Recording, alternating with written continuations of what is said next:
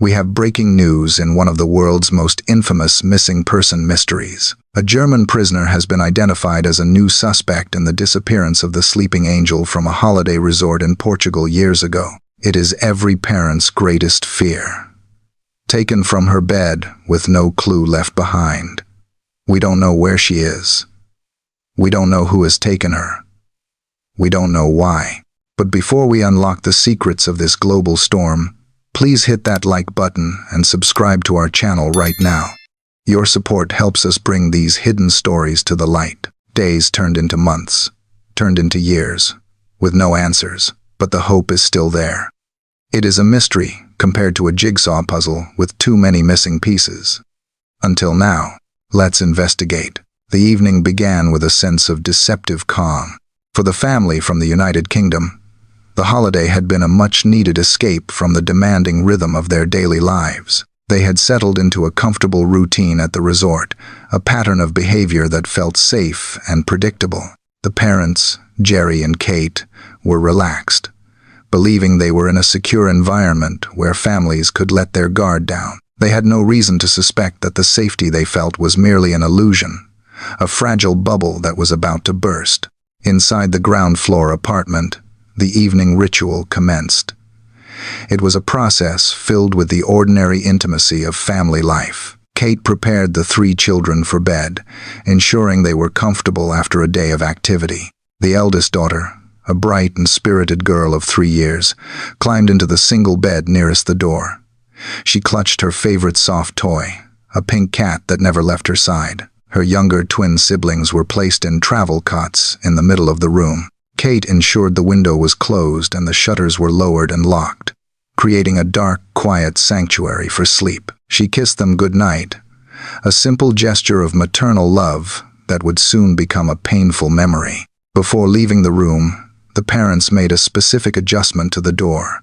They left it slightly ajar, just enough to let in a sliver of light and air, but not wide enough to reveal the interior to the hallway. This detail, seemingly insignificant at the moment, would later become a focal point of the investigation. Satisfied that the children were sleeping soundly, the parents left the apartment to join their friends for dinner. It was roughly 8:30 in the evening. The group of friends, 7 adults in total, had arranged to dine at the tapas restaurant situated within the resort complex. The location was chosen specifically for its proximity to the apartments. It was a mere stone's throw away, allowing the parents to remain close to their sleeping children. They established a checking system, a rotational duty where one member of the group would leave the table every 15 to 20 minutes to ensure the children were safe. It was a system built on trust and the assumption that they were close enough to intervene if anything went wrong. At approximately 5 minutes past 9 o'clock, Gerry left the table to conduct the first check. He walked the short distance back to the apartment and used his key to enter. The interior was silent. He peered into the bedroom and saw that all 3 children were asleep. The eldest daughter was still in her bed, the soft toy tucked under her arm. Everything was exactly as they had left it. Relieved, he left the apartment. On his way back to the restaurant, he briefly stopped to speak with an acquaintance on the street, a casual conversation that delayed his return by a few minutes. This interaction would later help establish a crucial timeline of events. The dinner continued, the atmosphere light and convivial. At around 9:30, another member of the group, Matthew, offered to check on the children. He went to the apartment and listened at the door. It was quiet. However, as he turned to leave, he noticed something odd. The door to the children's bedroom was not slightly ajar as Gerry had described. It was wide open. Matthew assumed that a draft had caused the door to swing open and thought nothing more of it. He did not look inside the room, a decision that would leave a lingering question mark over the events of that night. He returned to the table and reported that everything was fine. As the hour approached 10 o'clock, Kate stood up to take her turn. She walked back to the apartment, expecting to find the same peaceful silence that her husband had found earlier. However, as she approached the rear patio doors, she noticed the child's safety gate was open. A flicker of unease pricked at her. They always close the gate. She pushed the thought aside, telling herself it was likely nothing, perhaps just a memory lapse. She entered the living room and paused. The silence in the apartment felt different now, heavy and stagnant. She moved toward the children's bedroom. The door was wide open. Suddenly, a gust of wind slammed the door shut with a loud bang. Kate froze. The draft was strong, much stronger than it should have been in a sealed room. Her heart began to race. She opened the door and stepped inside, her eyes adjusting to the gloom. She looked at the cots. The twins were sleeping rhythmically. Her gaze shifted to the single bed against the wall. It was empty. For a split second, her mind refused to accept what she was seeing. She assumed the child had woken up and wandered into the parents' bedroom. She checked the other room. It was empty. She checked the bathroom. It was empty. Panic, cold and sharp, clawed at her throat. She ran back into the children's bedroom. Now, looking closer, she saw the impossible. The window, which had been shut and locked, was open. The heavy external shutters were raised all the way to the top. The curtains were billowing in the night breeze. The realization hit her with the force of a physical blow. The child had not wandered off. Someone had been there. Someone had entered their sanctuary and taken her. Kate ran. She abandoned all caution, sprinting back toward the restaurant. Her breath came in short, sharp gasps. She burst into the dining area, her face pale, her eyes wide with a primal terror that stopped the conversation instantly. The group turned to look at her, sensing that the world had just shifted on its axis. She did not need to explain the open window or the shutters. She only had the breath for one sentence, a scream that would echo through the years to come. "She is gone," Kate screamed, her voice breaking with despair. "They have taken her." The peace of the resort shattered instantly. Chairs were overturned as the group scrambled to their feet, rushing toward the apartment into the darkness. The holiday was over. The nightmare had begun. The scream that shattered the peace of the resort did not fade. It seemed to hang in the air, a piercing note of absolute terror that mobilized the group instantly. The dinner table, moments ago a place of relaxation, was abandoned in a chaotic scramble. There was no discussion, no hesitation. The parents and their friends ran toward the ground floor apartment, propelled by an adrenaline that turned the short distance into a blur of motion. Upon reaching the apartment, the initial reaction was a frantic, disorganized denial. The father, Gerry, immediately began a desperate sweep of the rooms, checking places that logic dictated a child could not be. He tore open wardrobe doors, looked under the beds, and checked the bathroom again and again, hoping that his eyes had simply deceived him the first time. The mother, Kate, remained near the open window in the children's bedroom, the physical evidence of the intrusion freezing her in a state of shock. She pointed at the raised shutter, repeating the assertion that the child had been taken, a reality her mind had accepted even while others were still clinging to the hope of a simple misunderstanding. The friends, the tapas, 7, dispersed rapidly. The initial theory, driven by a desperate need for a benign explanation, was that the child had awoken, become confused, and wandered outside to look for her parents. This belief fueled the first wave of the search. They fanned out across the complex, checking the swimming pool area, the reception, and the nearby pathways. They shouted her name into the night. The sound of her name, repeated over and over by different voices, began to rouse other guests from their sleep. What started as a small group searching in the dark quickly swelled as neighbors and staff emerged from their rooms, drawn by the commotion. As the minutes dragged on, the radius of the search expanded, but the panic intensified. The resort staff initiated their missing child protocol, which operated on the assumption of a lost toddler.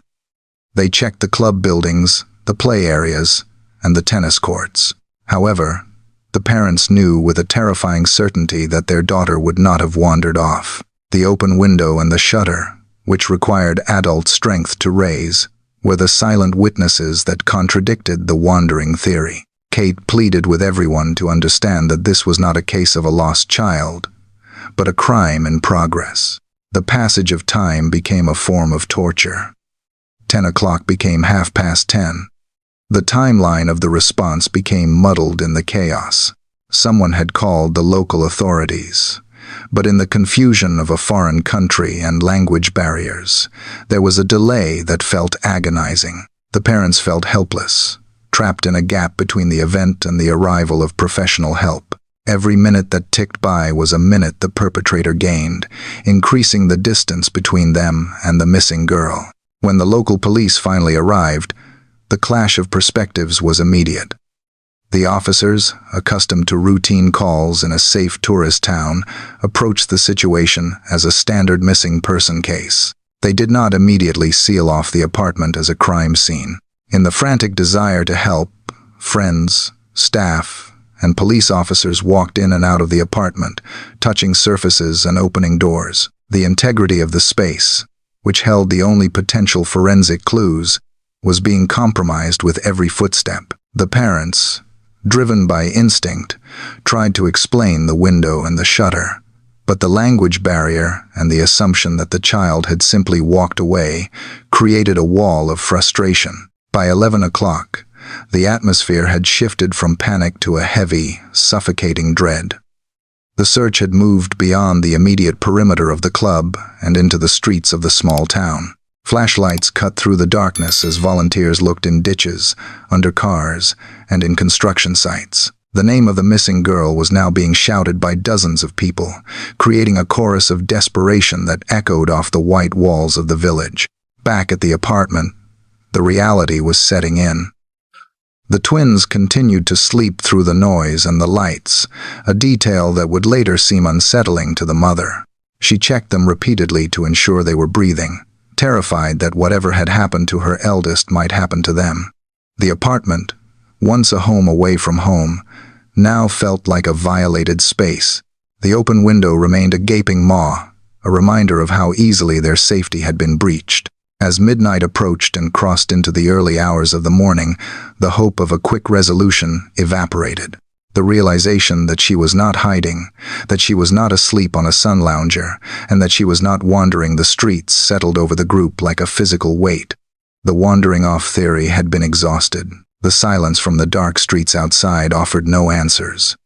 The holiday was gone, replaced by a cold, clinical investigation that had started too late. The first golden hour, the most critical time for recovering an abducted child, had passed in a blur of confusion and searching in the wrong places. The long night had truly begun.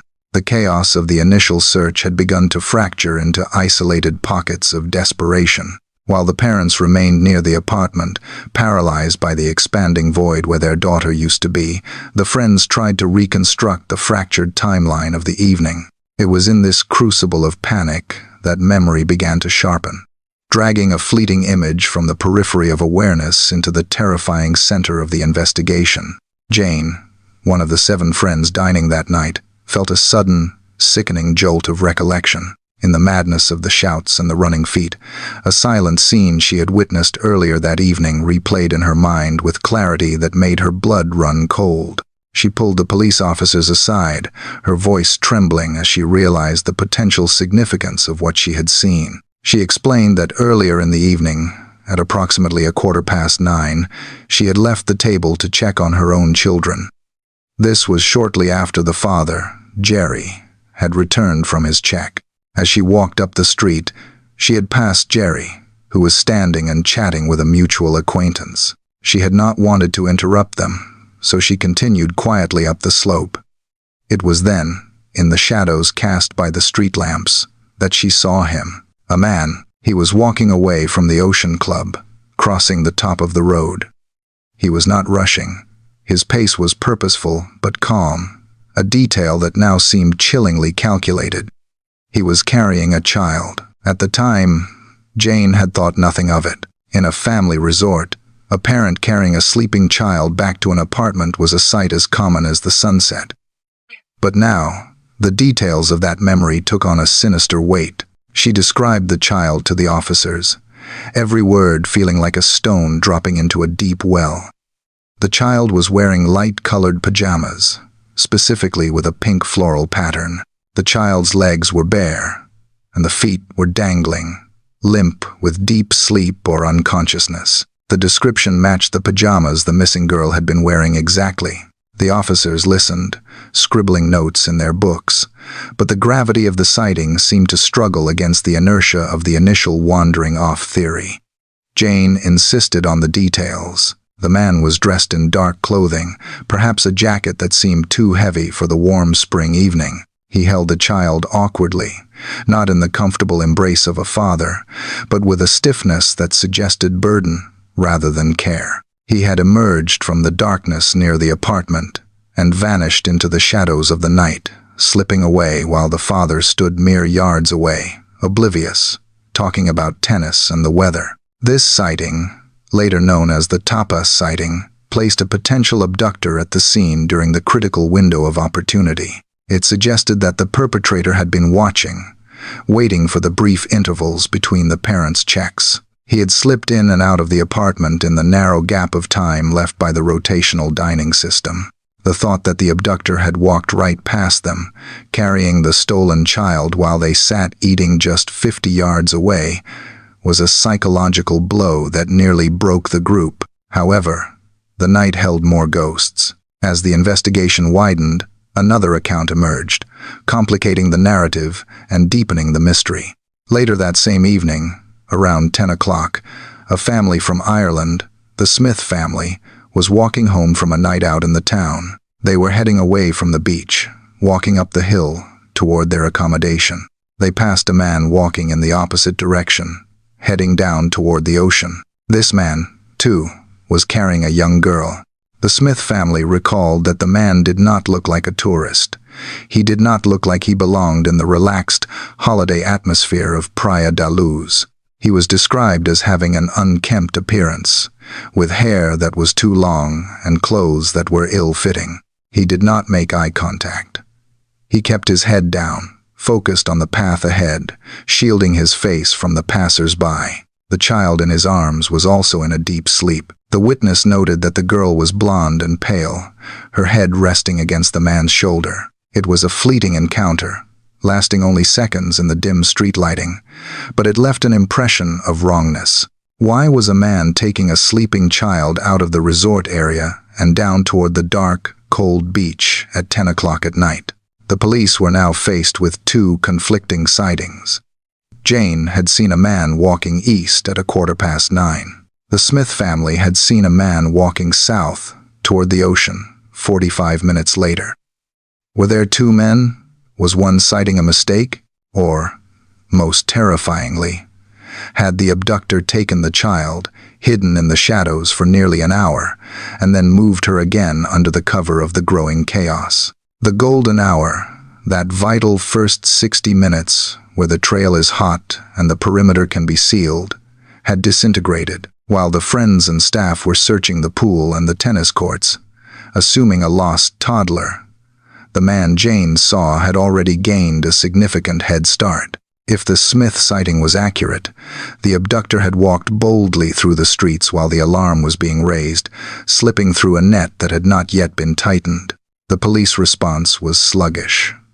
Roadblocks were not immediately set up. The border to Spain, a mere short drive away, remained open and unmonitored for hours. The phantom of the resort had exploited every weakness in the system. He had used the unlocked doors, the noise of the wind, the routine of the parents, and the slow reaction of the authorities to vanish into the night. Back at the apartment, the weight of these missed chances began to settle in. The parents realized that the silence of the night was not empty. It was hiding a secret. The man in the shadows had been real. He had been there. He had walked among them, a ghost in the machine of their perfect holiday, and he had taken the most precious thing they had, leaving behind only an open window and a lifetime of questions. The investigation had barely begun, but the trail was already growing cold, lost in the confusing, contradictory echoes of footsteps in the dark. The transformation of the small coastal town was instantaneous and overwhelming. Within 48 hours of the alarm being raised, the quiet streets of the resort were no longer defined by the sounds of the ocean or holidaymakers, but by the relentless hum of satellite trucks and the chatter of foreign correspondents. The disappearance had ceased to be a local police matter. It had mutated into a global phenomenon, a story that was being broadcast into living rooms across the world, 24 hours a day. For the parents, this media storm was a double-edged sword of the cruelest kind. On one hand, they knew that publicity was their most powerful weapon. If their daughter had been taken across a border, or if she was being held by someone, they needed her face to be burned into the collective consciousness of the public. They needed every person in Europe to look at a passerby and wonder if they were seeing the missing girl. This desperation drove them to stand before the banks of microphones, their faces etched with exhaustion and trauma, pleading for the return of their child. They held up her favorite soft toy, a small pink cat, as a talisman of her innocence, an image that would be flashed across screens from London to Sydney. However, the sheer scale of the attention brought a suffocating intrusion. The press pack, numbering in the hundreds, camped outside their apartment, turning their personal tragedy into a spectator sport. Every movement the parents made was documented. If they cried, it was analyzed. If they did not cry, it was scrutinized. The cameras were lenses that did not blink, and they captured the disintegration of a family in real time. The parents found themselves walking a tightrope. They had to feed the beast of the media to keep the search alive. But in doing so, they allowed the beast to consume their privacy and their grief. The image of the missing girl became ubiquitous. It was a photograph taken during the holiday, showing a happy, smiling child with a distinctive mark in her right eye. This image was printed on millions of posters, pasted onto shop windows, lamp posts, and car bumpers across the continent. It appeared on the front pages of every major newspaper, pushing politics and wars to the margins. She became the most famous child in the world, a silent icon of lost innocence. Yet, for all the visibility, for all the millions of eyes looking for her, there was no sign. The global echo of her name brought back nothing but silence. The investigation itself began to buckle under the pressure. The local police, accustomed to dealing with petty theft and traffic accidents, were suddenly operating under the glare of the international spotlight. Every decision they made was critiqued by experts on television news channels. The weight of expectation was crushing. They were not just looking for a missing child. They were trying to solve a mystery that the whole world was watching. This pressure created an atmosphere of tension and defensiveness between the local authorities and the foreign press, a friction that would soon bleed into the investigation itself. Celebrities, politicians, and religious leaders weighed in, offering rewards and prayers.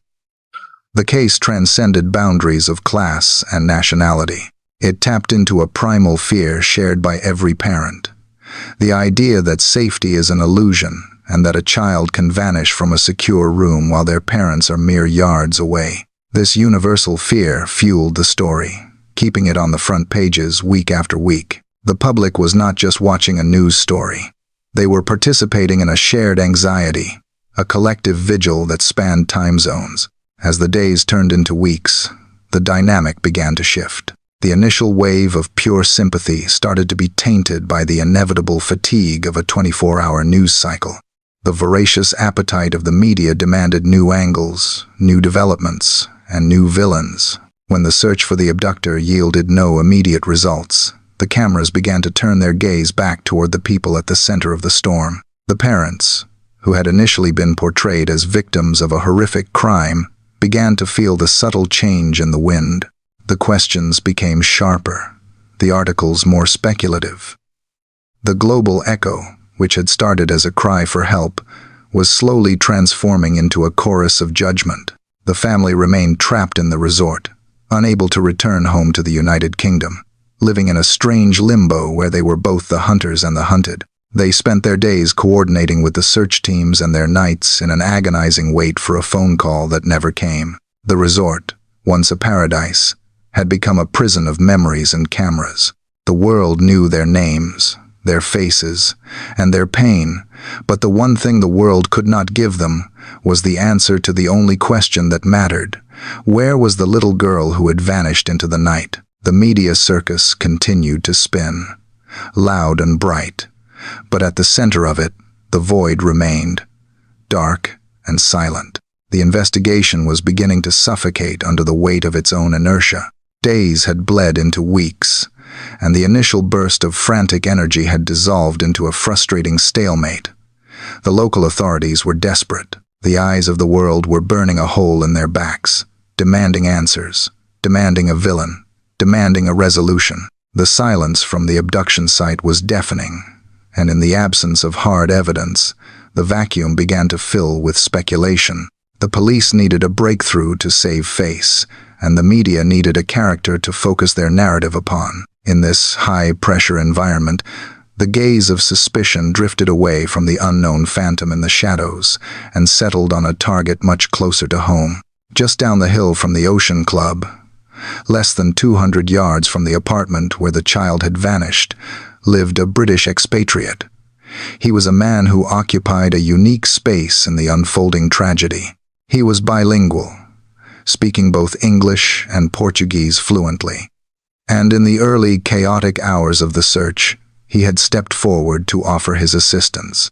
He had translated witness statements for the police, helped the family communicate with the locals, and acted as a bridge between two cultures that were clashing in the midst of a crisis. However, in the distorted lens of a high-profile investigation, kindness can often be misinterpreted as interference. The very qualities that made him helpful, his proximity to the scene, his intense interest in the case, and his constant presence, began to be viewed through a darker filter. Why was he so involved? Why was he always there? To a detective force running on lack of sleep and too much caffeine, his helpfulness started to look like the behavior of a man trying to insert himself into the investigation, perhaps to control it, or worse, to relive the thrill of his crime. The whispers began slowly. A journalist mentioned that the man seemed odd. A neighbor remarked that he had been seen looking at the resort. These fragments of gossip were collected by the authorities and woven into a theory. They began to build a profile not based on forensic evidence, but on behavioral interpretation. They theorized that the abductor had not fled across the border, but was hiding in plain sight, watching the chaos he had created. On the 14th of May, 11 days after the disappearance, the simmering suspicion boiled over into action. The police descended on the expatriate's home, a sprawling villa that sat behind high walls. The raid was not subtle. It was a show of force, designed to demonstrate that the police were taking control. Officers swarmed the property, searching every room, every cupboard, and every inch of the garden.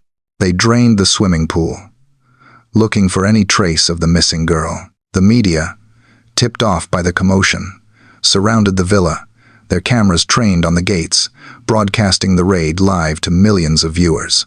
The man was taken in for questioning. He was declared an arguido, a formal suspect under Portuguese law.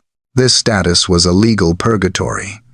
It meant the police had enough suspicion to question him under caution, but not enough evidence to charge him with a crime. For the public watching at home, however, the distinction was meaningless. The label of suspect was treated as a confirmation of guilt. His face, previously unknown, was now plastered across the front pages alongside headlines that all but accused him of the unthinkable. Inside the police station, the interrogation was grueling. They pressed him on his movements that night. They questioned his relationship with his mother, with whom he lived. They dissected his past, looking for any fracture in his character that could explain a capacity for evil. But for all the pressure, for all the hours of questioning, there was a gaping hole in their theory.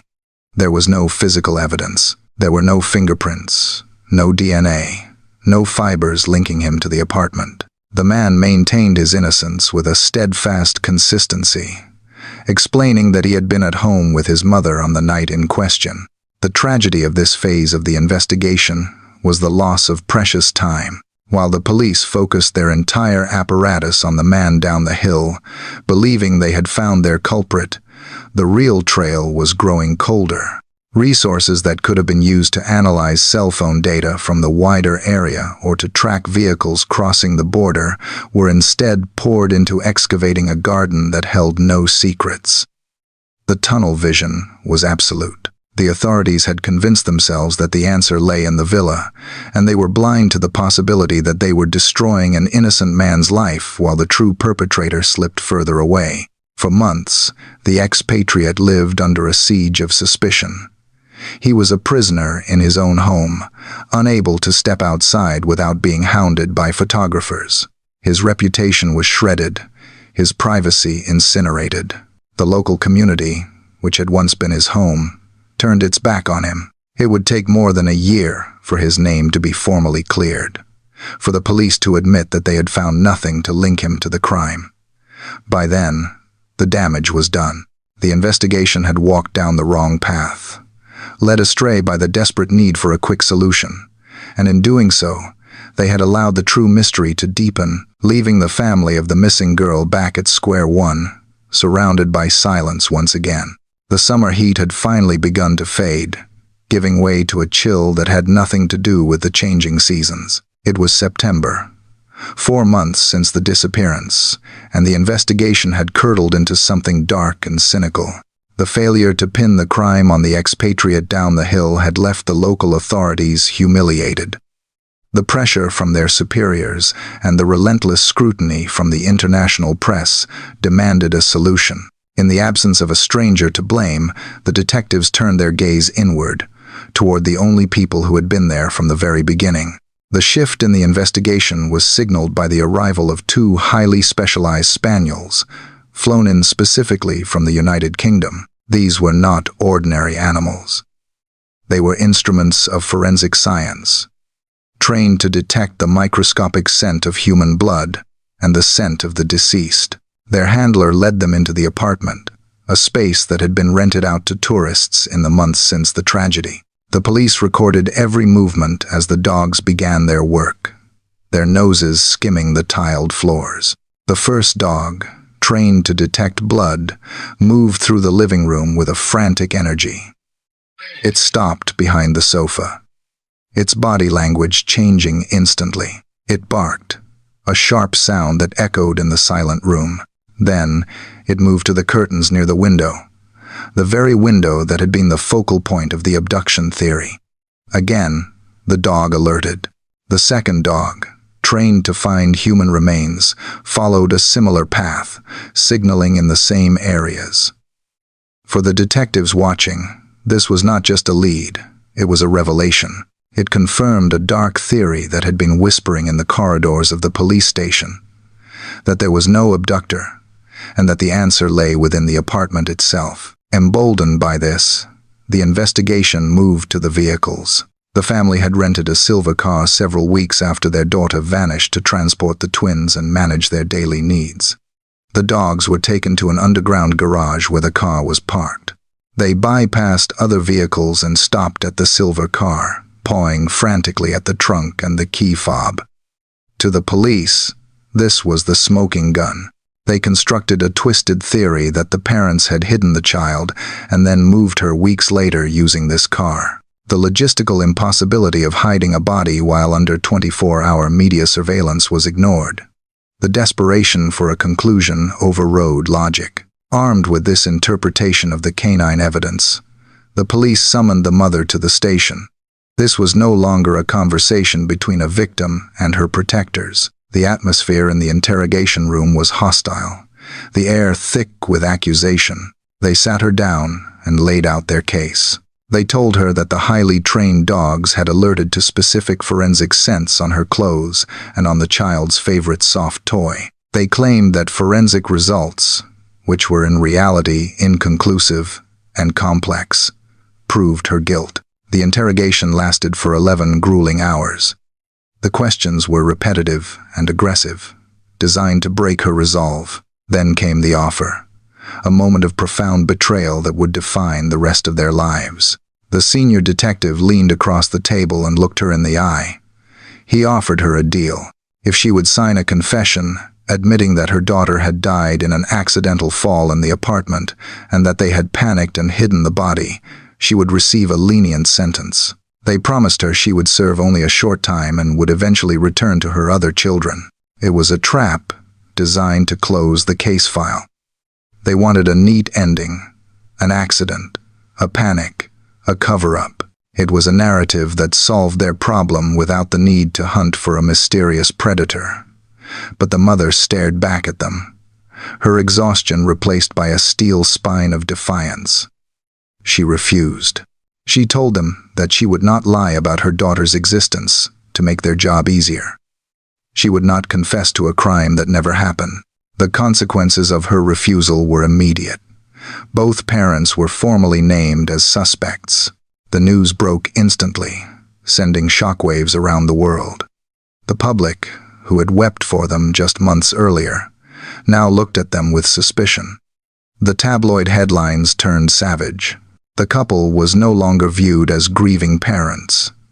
They were now the prime suspects in their own tragedy. They walked out of the police station into a storm of camera flashes.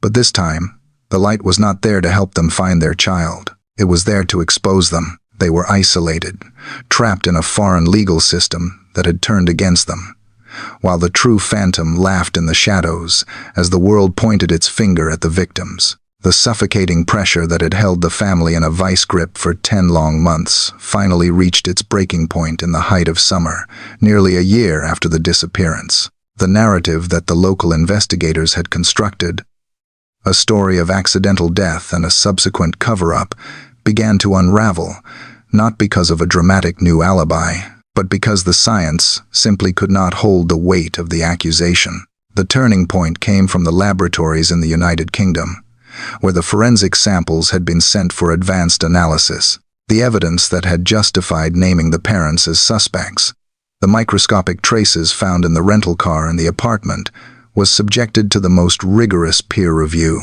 The initial claims, whispered to the press as near certain matches, dissolved under the cold light of scientific standard. The DNA samples were too complex, degraded, and mixed with the genetic material of multiple people to offer any definitive conclusion.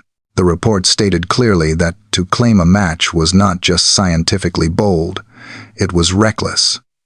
The forensic link, the anchor of the police's theory, had snapped. On a sweltering day in July of 2008, the Portuguese Attorney General made the announcement that the world had been waiting for.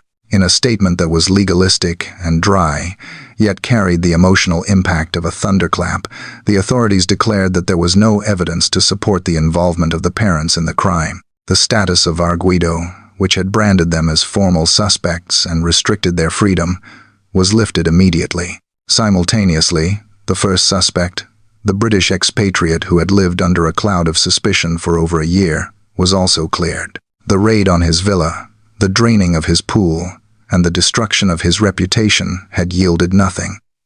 He was an innocent man who had been caught in the machinery of a desperate investigation. He walked away with his freedom. But the stain of the accusation would linger in the public consciousness, a scar that no legal document could fully erase. For the parents, the news brought a complex wave of relief mixed with a profound, hollow sadness. They were vindicated. The law had publicly acknowledged what they had screamed into the void since the beginning. They were victims, not perpetrators. However, this legal victory came with a devastating corollary. If they were innocent, and the expatriate was innocent, then the police had no suspects. They had no leads. They had no theory. The investigation was effectively back to where it had started on that first dark night in May of the previous year. The police files were archived. The active search was scaled down. The detectives who had pursued the parents were moved to other cases or retired. The media trucks, which had become a permanent fixture in the landscape of the resort, finally packed up their satellite dishes and drove away. The global audience, fickle and easily distracted, began to turn its attention to newer tragedies. This was the beginning of the long silence. The case entered a phase of stagnation that was arguably more painful than the chaos that had preceded it.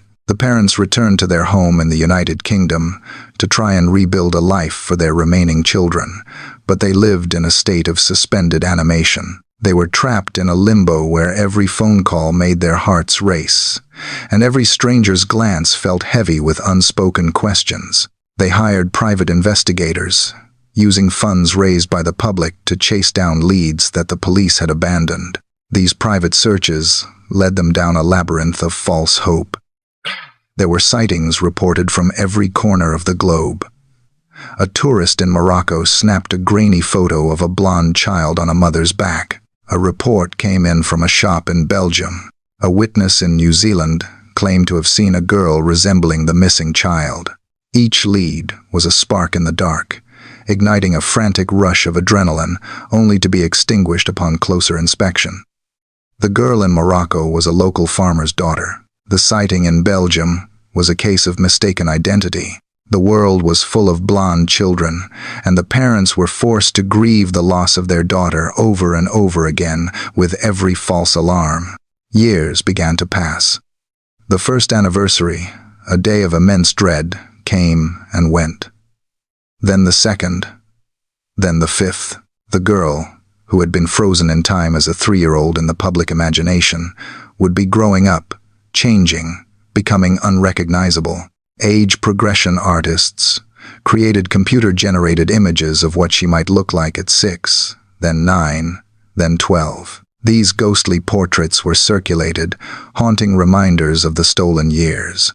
The official investigation in Portugal was dormant, a cold case gathering dust in a basement archive. But the question remained, gnawing at the conscience of the public and the professionals who had failed to solve it. How could a child simply vanish from the face of the earth in a busy resort, leaving behind no physical trace, no witnesses, and no answers? The clearing of the suspects had removed the false path, but it had not revealed the true one. The phantom of Praia da Luz remained at large, a shadow that had swallowed a child and slipped away, leaving behind a silence that stretched for more than a decade. The trail was not just cold, it was frozen. While the parents in the United Kingdom were trapped in a cycle of anniversaries and false hope, a critical gear in the machinery of justice began to turn in a completely different country. The breakthrough did not come from a dedicated task force or a new forensic discovery in Portugal. Instead, it emerged from the murky underworld of a German city, sparked by a moment of drunken arrogance that would shatter the silence of the case. The year was 2013. In a dimly lit bar in Germany, the television was playing a broadcast marking the anniversary of the disappearance. The face of the missing girl, now an icon of unsolved mystery, filled the screen. Patrons glanced at it with the usual mix of pity and disinterest that comes with old news. However, one man at the bar was watching with a different intensity. He was a drifter, a man who lived on the fringes of society, moving between jobs and countries like a ghost. He was known to the locals as a chaotic figure, prone to theft and aggressive outbursts, but few knew the true depth of his history. As the report on the television speculated about the fate of the child, the man leaned over to an acquaintance. The alcohol had loosened his tongue, eroding the caution that had kept him hidden for so many years. He sneered at the screen, pointing a callous finger at the image of the innocent girl. In a voice that was slurred but terrifyingly clear, he claimed to know exactly what had happened to her. He boasted that the mystery was not a mystery to him. He dropped chilling details, implying that he had been there, that he had seen the end of the story that the rest of the world was still trying to read.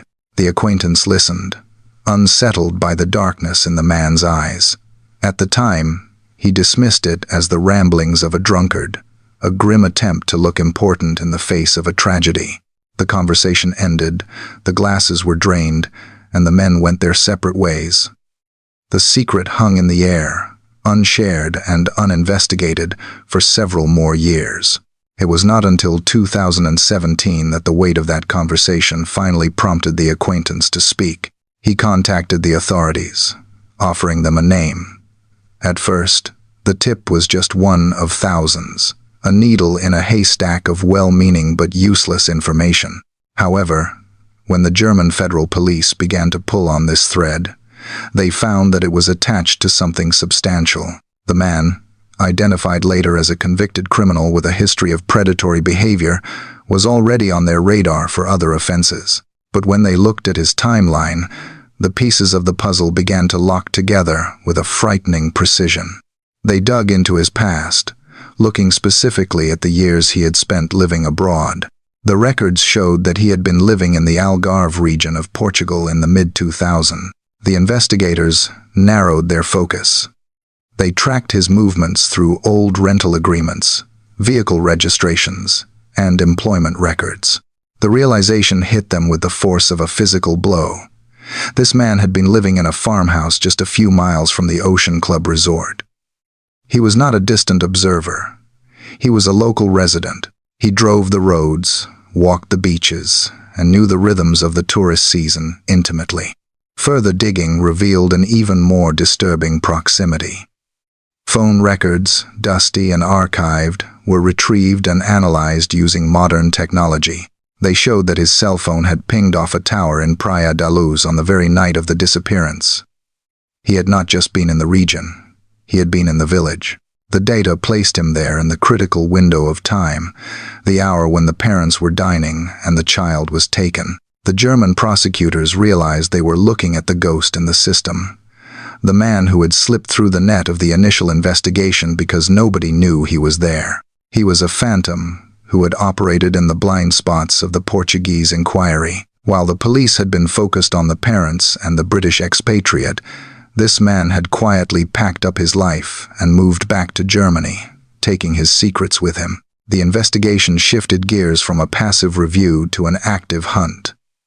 They needed more than just a location. They needed to understand the man's mindset. They began to interview his former associates, people who had known him during his years in Portugal. A picture emerged of a man who was deeply dangerous, a burglar who specialized in breaking into holiday apartments, a predator who watched from the shadows. The boasts in the bar were not empty words. They were the leaks in a dam that was about to burst. The ghost had a name, and for the first time in a decade, the authorities believed they were staring into the eyes of the person responsible for the vanishing of the girl. The hunt was no longer just for a missing child. It was for the perpetrator responsible for her disappearance. The investigators began to construct a profile of the man who had been living in the shadows of the Algarve, and what emerged was a portrait of a chaotic, transient existence. He was a man who did not belong to any single place, a drifter who moved through life with a calculated aimlessness. In the mid-2000s, he was in his late 20s, a figure who could blend into the background of a busy tourist town yet remain distinct enough to be remembered by those who looked closely. He survived by his wits and his hands, working occasional jobs as a mechanic, repairing cars for the expatriate community. This skill gave him a reason to be in the area, a legitimate cover for his presence. However, beneath the surface of the handyman was a predator who sustained himself through theft. He was a burglar of opportunity, targeting the holiday villas and apartments that dotted the coastline. He knew the rhythm of the resort towns. He knew when the tourists went out for dinner, when the windows were left open to catch the evening breeze, and when the streets were empty. His lifestyle was defined by mobility. He lived for long periods in a distinctive Volkswagen camper van, a vehicle that was both his home and his hiding place. The van allowed him to exist off the grid, parking on remote cliffs overlooking the ocean or tucked away in scrubland. It was a life of isolation, detached from the moral codes of society. When he was not in the van, he occupied a dilapidated farmhouse, isolated in the countryside, a place far removed from the prying eyes of neighbors. This farmhouse was a secluded location where he could operate completely hidden from the outside world. The German authorities realized that this man was not an opportunistic tourist who had stumbled upon a crime. He was a seasoned criminal who had made the region his hunting ground. He had a history of entering homes while the occupants were sleeping, a terrifying habit that spoke of a deep arrogance and a lack of fear. As the profile grew, the detectives saw a man who felt entitled to take what he wanted, whether it was money, electronics, or something far more precious. He was a phantom who had been operating in the margins of the paradise, watching the happy families with a cold, envious gaze. In modern investigations, silence is often as loud as noise, but in this case, a single electronic signal provided the map that the police had been missing for over a decade. The prosecutors focused their attention on the cell phone data from the night of the 3rd of May, 2007. In the vast ocean of data that had been archived by the Portuguese telecommunications companies, they found a digital footprint that placed the suspect at the center of the mystery. The records showed that the suspect's cell phone had connected to a cell tower in Praia da Luz. This tower covered the specific area of the Ocean Club resort. The timing was chilling. The device was active in that sector just 1 hour before the mother raised the alarm. It placed him not just in the general region, but in the immediate vicinity of the apartment. At the critical moment, the data revealed more than just a location. It revealed a connection. At roughly 7:30 that evening, the suspect received a phone call. It was a long conversation, lasting approximately 30 minutes. This detail was significant. Who was he talking to for half an hour while he loitered near the resort? Was he receiving instructions? Was he acting as a lookout? Or was it a mundane conversation that just happened to take place before a horrific crime? After the call ended, the phone went dark. It detached from the network later that night and remained silent. This sudden cessation of activity fit the pattern of someone who needed to disappear. The digital footprint was a ghostly trail that led right to the crime scene and then vanished, much like the man himself. For the investigators, this was the strongest piece of circumstantial evidence they had ever possessed. It was not a fingerprint on a window, but it was a digital shadow that proved the monster was standing in the darkness while the parents were putting their children to bed. As the timeline tightened, the investigators turned their scrutiny toward the physical machinery of the suspect's life. 2 vehicles became the focal points of the inquiry: the Volkswagen camper van and an older model Jaguar. These were not just modes of transport, they were potential carriers of evidence and indicators of a guilty mind. The camper van was particularly significant. Its beige and white exterior made it distinctive, yet common enough in a surfing region not to draw immediate suspicion. Witnesses had reported seeing a van matching this description parked near the Ocean Club in the days leading up to the disappearance. The interior of the van, a confined space where the suspect lived, became a subject of intense interest. If the child had been taken, the van offered an immediate, mobile hiding place that could move her away from the search zone within minutes. It was a vehicle that could facilitate a crime and an escape simultaneously. However, it was the Jaguar that provided the most damning psychological clue. The car had been registered in the suspect's name, a possession he seemed to value. But on the 4th of May, 2007, the very day after the child vanished, the registration of the car was abruptly transferred to another person's name. The timing was impossible to ignore. In the midst of the chaos, while the resort was swarming with police and the borders were being watched, the suspect had taken the time to legally distance himself from this vehicle. Why would a man prioritize bureaucratic paperwork on such a day? The investigators interpreted this as an act of panic, a desperate attempt to sever a link between himself and a car that perhaps held incriminating secrets. It was the behavior of a man cleaning up his tracks, flushing away his connections to the timeline before anyone thought to look in his direction. The investigation moved from the digital realm to the physical earth of Germany. In a quiet town, far from the sunny beaches of Portugal, the police descended on an abandoned factory site and a garden plot that had once been used by the suspect. This was not a routine search. It was an excavation of a predator's history. Armed with heavy machinery and ground-penetrating radar, the authorities began to dig. They were looking for what they called a treasure trove of evidence. The suspect was known to be a hoarder of data, a man who kept records of his crimes as trophies. The soil was turned over, layer by layer, until they found what they were looking for. Buried deep underground, concealed beneath the soil in the garden, was a plastic bag. Inside the bag were USB drives and hard drives. The contents of these drives were a descent into a nightmare. They contained thousands of digital files, a collection that documented the suspect's extensive criminal history. While investigators did not publicly confirm if evidence related to the missing girl was on the drives, the discovery proved without a doubt that this man had a serious criminal past. The House of Secrets confirmed the psychological profile. This was a man who meticulously documented his illegal activities and sought control over his surroundings. The burial of the drives suggested he knew the danger they posed to his freedom. He had tried to bury his past, literal feet under the ground, but the relentless shovel of justice had finally unearthed it. The discovery solidified the resolve of the prosecutors. They were not chasing a phantom anymore, but a man with a documented history of evil.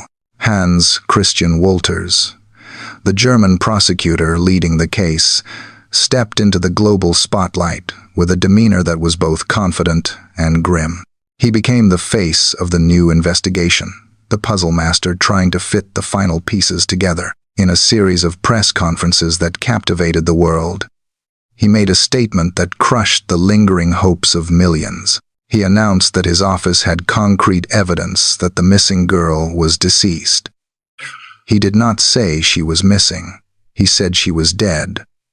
This declaration was a thunderclap. For years, the parents and the public had clung to the theory of abduction and survival, the hope that she was living a different life somewhere else. Wolters dismantled that hope with a single sentence. However, when pressed by journalists to reveal this evidence, Wolters refused.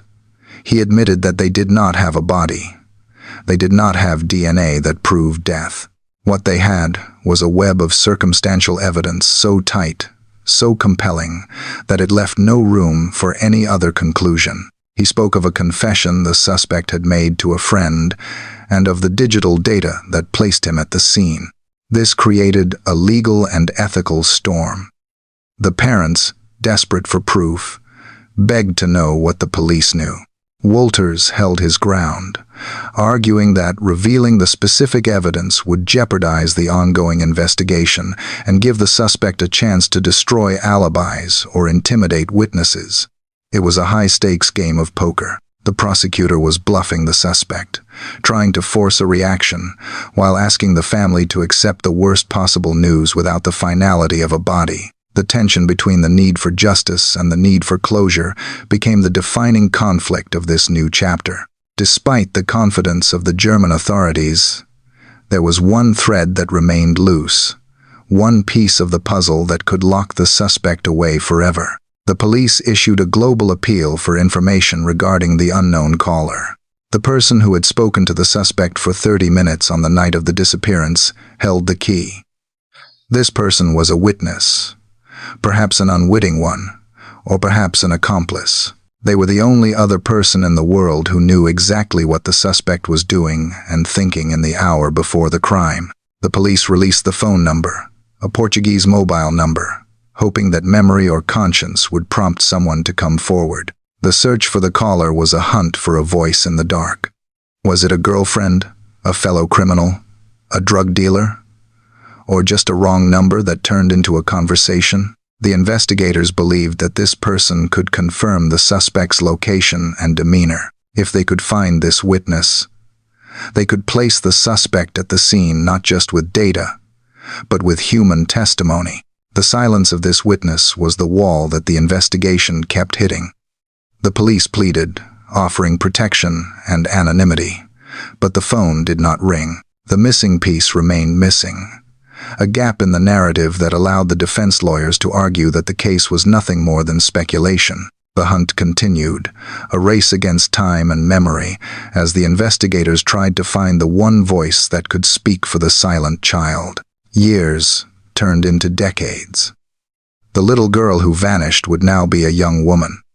The parents, their faces lined with the passage of time and the weight of their grief, continued to run the campaign to find her. The operation, known in the United Kingdom as Operation Grange, had cost millions of pounds and consumed the careers of dozens of detectives, yet the definitive answer remained out of reach.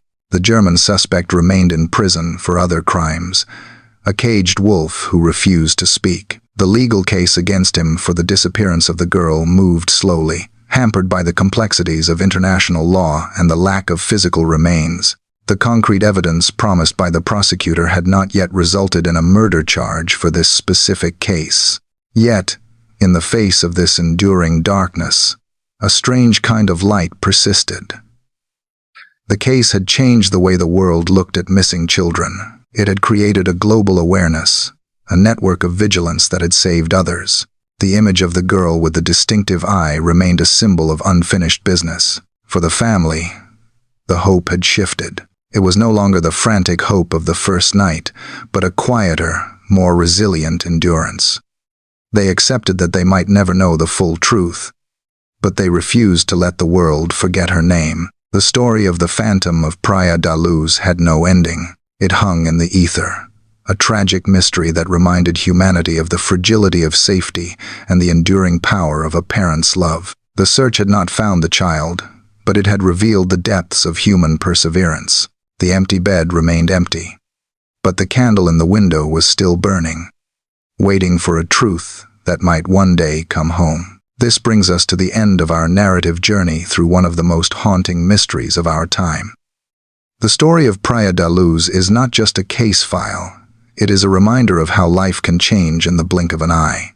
We have walked through the timeline, examined the evidence, and looked into the face of the suspects. Yet the final page remains unwritten. Thank you for joining me in this deep dive. If this story moved you, or if you appreciate the detailed storytelling, please consider supporting the channel. Your engagement helps us continue to shine a light on these important stories. Stay safe, look out for one another, and never stop seeking the truth. Until next time.